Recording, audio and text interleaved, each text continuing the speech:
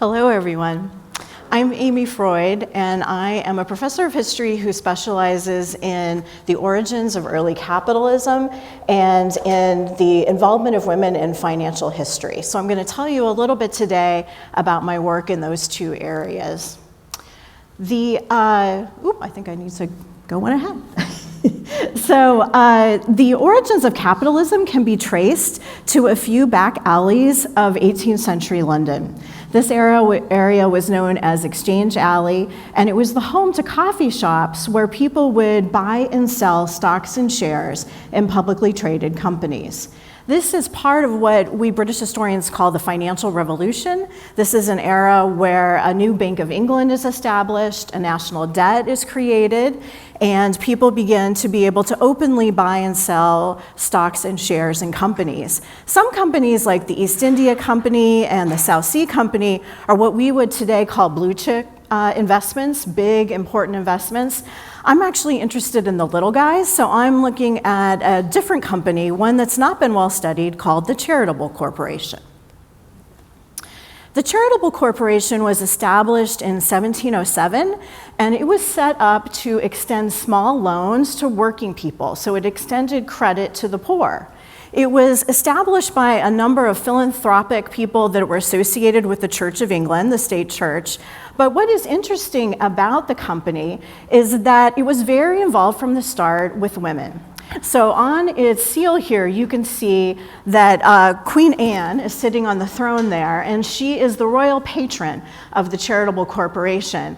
When in the 18th century, if you wanted to butter up the monarch, you put their name on a medal. And so you see here that women are involved from the very beginning, not only Queen Anne, but in this company, 4 out of the first 31, I guess we would say, corporate directors were women. And I have not found any other 18th century companies where women made up a corporate board. So that is somewhat different, and I think has to do with the philanthropic nature of the company. So the company was set up in many ways to be what on the continent in Catholic Europe was called a mont, or a mont-de-piété. These were monts that were established by the Catholic Church to give out money at no interest to poor people who may need it to engage in trade. In Britain's a Protestant country in the 18th century, they decide to do something slightly different.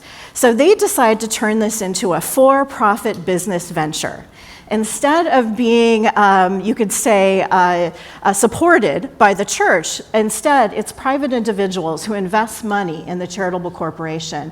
And they don't do this for entirely philanthropic purposes. It's not a nonprofit. They actually earn money on their investment. So we could think of it as like a social choice investment. Today, you still earn a rate of return. In the 18th century, the rate of return was pretty good for the Charitable Corporation, 10% returns each year, which you will learn is pretty good in a portfolio. This is the charter of the Charitable Corporation, and it also includes women as founding members. As I said, some of those women were elite. One was a baroness, one was the widow of a knight. Others were of uncertain social status. So it shows us that people are investing from all different ranks of society.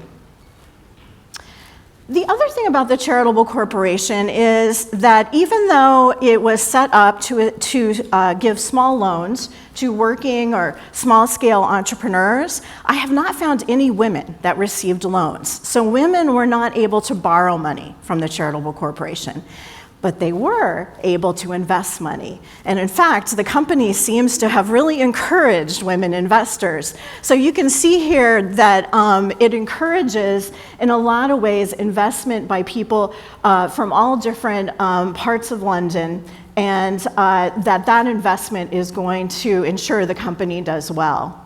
The people who are receiving the microloans from the corporation, we can learn a little bit about them from advertisements in 18th century newspapers. And we see here that most people that were receiving loans were pledging property on security to secure those loans. Today, we might call that a pawnbroker.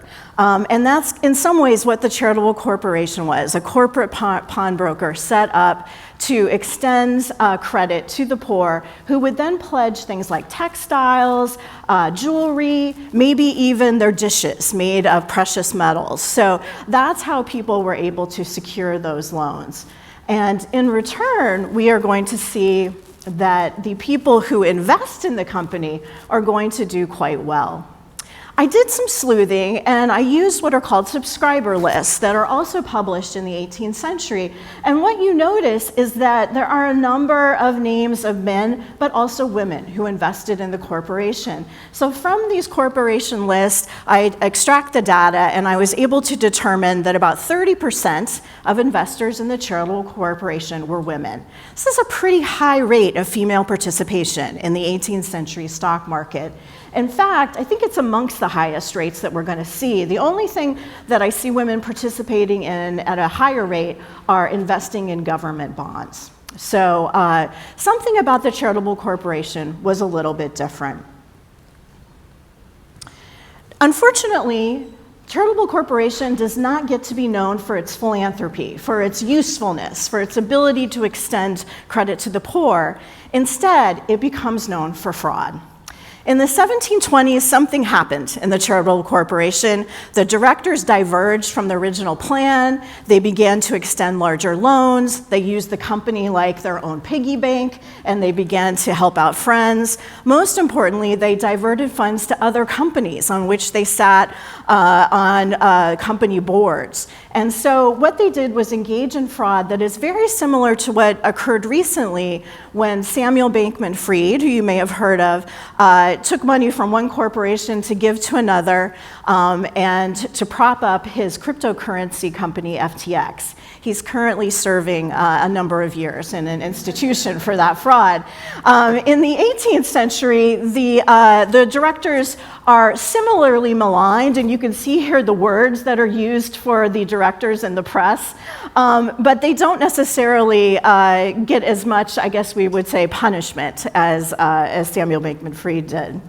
The other problem for the charitable corporation was its officers. The officers were also engaging in fraud. In fact, we call this a multi-level fraud. And the most famous was John Thompson. John Thompson was the warehouse keeper who was in charge of the pledged goods. He realized that the jig was up. He hid the account books and he fled to the continent of Europe. And so rumors began to circulate that things were not so good with the company. When they began to open up the books, they found that money was gone, pledges were gone, and John Thompson was gone. So the British Intelligence Service put out what we would call an all-points bulletin, and John Thompson was tracked across the European continent. He was, in this document you can see on the left, he was described for us so that we have a description of what he would look like if someone was searching for him in the 18th century. Thompson ended up first in France, not surprisingly, that's where you get to pretty quickly from England, but ended up going to Rome. And that's when people got really concerned back home in England, because Rome was not only the home of the Catholic pontiff, but it was the home of the Jacobites, the Stuarts that had been thrown off the English throne in 1688.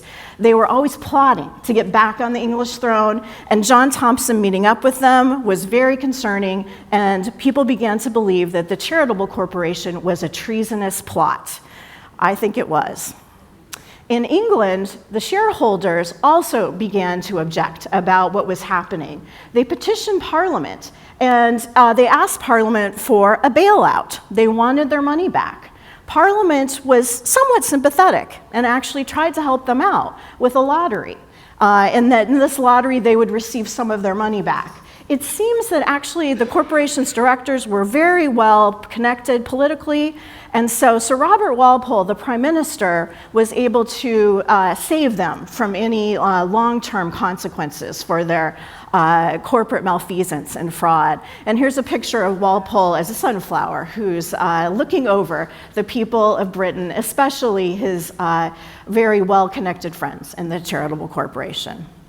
As I said, the response to the charitable corporation fraud was a lottery that paid back investors some of their funds. But in the end, the charitable corporation was a very risky investment for its shareholders. Parliament did not initiate any long-term regulation that would stop a similar corporate fraud from happening again, and instead used the charitable corporation as a cautionary tale, sees it as an aberration.